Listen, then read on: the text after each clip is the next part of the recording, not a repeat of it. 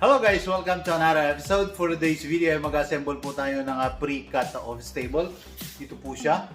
Ang pre-cut na office table na to guys, binili ko lang kahapon at assemble natin ngayon. At guys, sa pag-assemble nga pala nito, mga kailangan nating gamit, dapat may screwdriver tayo, may knife, saka yung drill.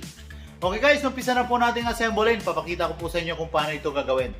Let's go! Ito guys, bubuksan na po natin.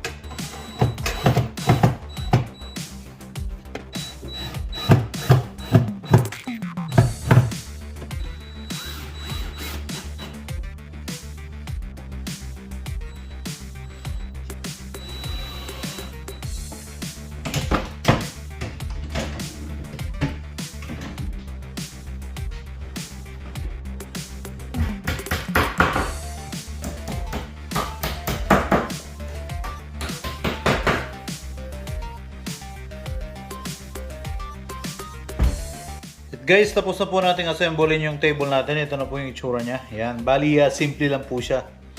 Yan. Parang modern style. Yan po yung likuran niya. Ayan yung top. At ito naman yung harap. Yan. At guys, hanggang dito na lang po yung video natin. At maraming salamat po sa panonood. At kung bago ka pa lang po sa channel na ito, please do subscribe, like, and share. At pakita rin po yung notification bell para updated po kayo sa mga videos na i-upload. Maraming salamat po. See you to my next video. Bye-bye!